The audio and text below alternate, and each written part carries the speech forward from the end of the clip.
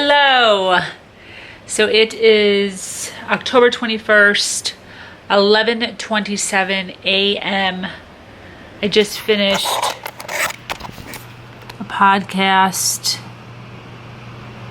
How to Feel More Powerful in Under 30 Seconds, podcast 118. So I am starting up a third YouTube channel. And the reason why is because I kind of wanted to document my actual life in actual time versus what looks pretty. And I tried to do this once before with a vlog channel, and it has since kind of turned into an entertainment channel.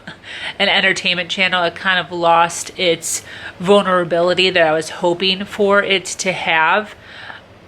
And I think a lot of that is because I pushed it out fairly quickly into my normal audience, and I didn't necessarily feel comfortable talking about certain things in front of certain people. So I've decided to make this new one. It's my third YouTube channel.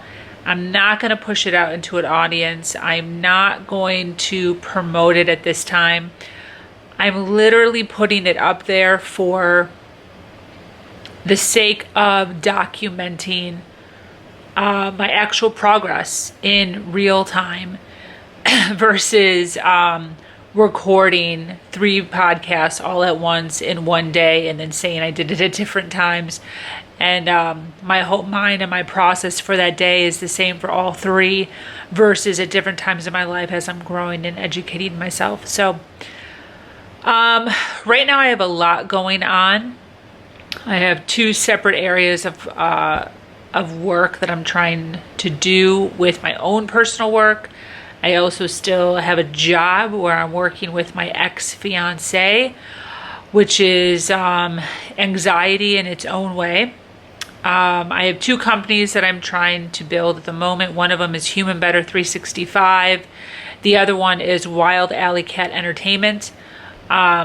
Both are based on goodness and being a good person, living healthy, happy, content lives. One of them's based on entertainment, so I'm trying to push Airbnb experiences, rentals. I'm working on an escape room.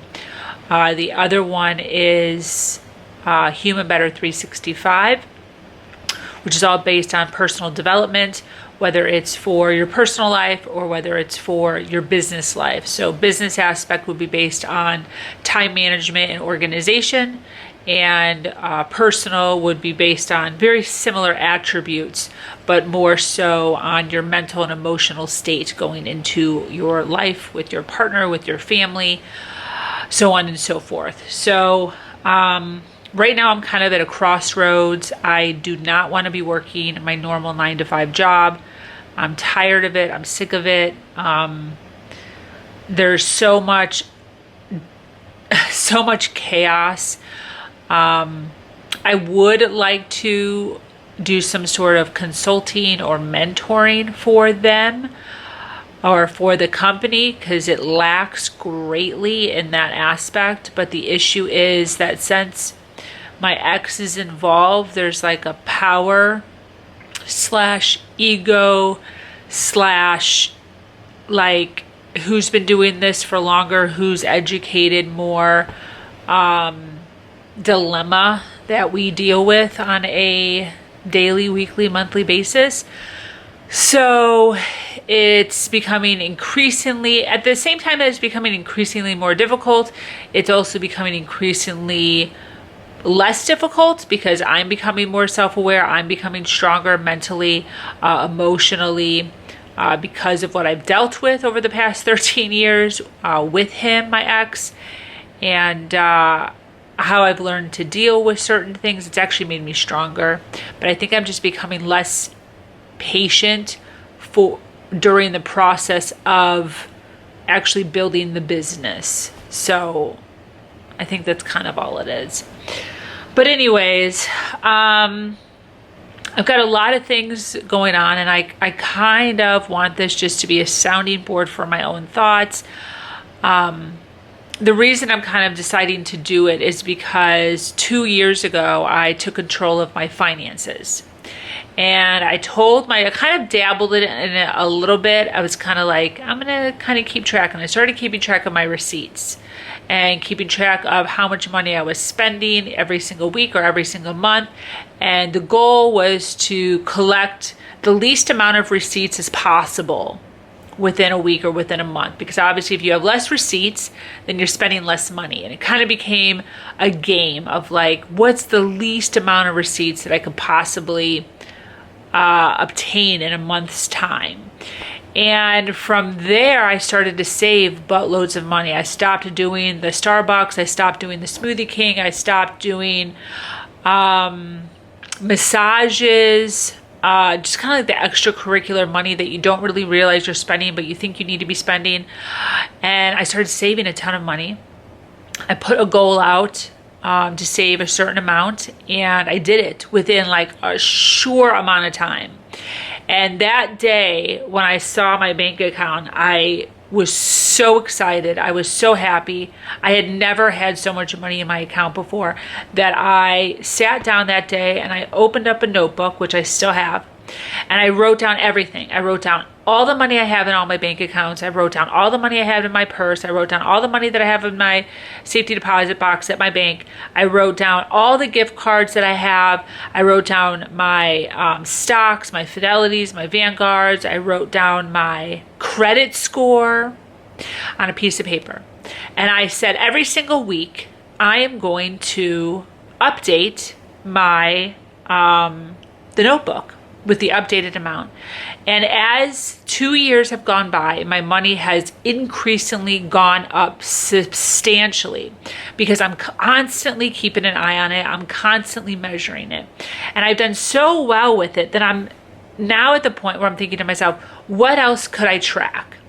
What else in my life is moving at such a rate where it is noticeable? And literally from where I was probably 3 years ago, emotionally, mentally, financially, with my businesses that I'm working on, was so drastically different than where it is now. And I kind of debated on whether or not to do this because I'm like, well, I've already done so much work and I've done so many steps and I've missed so many moments that I could have recorded. And I'm kind of upset with myself for not doing this earlier, because I did want to do it, but it's just being comfortable in being vulnerable is hard. But, over the course of maybe the past year or 6 months or however long I've been dabbling with actually doing a real vulnerable one, for real, not like the one that I already have, more and more stuff has happened. And I need to be honest with myself in knowing that, yes, I've come a long way. Yes, a lot of awesome things have happened that were huge movements in my life. There's still so much more to come. And it would be unfortunate to be like a brat basically and say, oh, because I missed so many other moments, I'm not going to do this, would be unfortunate. So I'm starting today. I'm going to try to keep it under 20 minutes. I'm going to try to do it more than once a week, but at least once a week. And I'm going to make it easy. So there's not going to be an intro. There's not going to be an outro for now, until, that might not be forever, but for now. And that's just strictly to keep me on pace for doing exactly what I want to do, which is just track it, like a game almost. I'm also working on a planner, which is sort of like a game. So for people to be able to use in order to, plan out their lives. So that's kind of what this is and what I'm going to use it for. So just like my financial one that I keep, I try to do it every single week, but sometimes I don't. Sometimes I do it twice a week. Sometimes I do it 2 times a month. Sometimes I do it 3 times. It just depends. But I have consistently done it and have never gone any more than maybe 2 months time where I did not do it. all the way from 2017, I believe, all the way up until yesterday. And there's at least, 70 pages or so. So it's doing pretty good. It's more than once a month. So pretty much what I want to be doing with this, in hopes to be able to track it for my own sake, in hopes to be able to track it for my son's sake, in hopes to be able to track it for your sake. Because a lot of times when we're going through life and we're going through things and changes and we're trying to push through the other side, it seems redundant, and it seems like it's taking forever, and it seems like there's no movement, and it seems like you want to just give up. And I kind of want to document what would happen if you didn't give up. What would happen if you kept going? What would happen if you did slow down for a little bit of time, but then you picked it back up?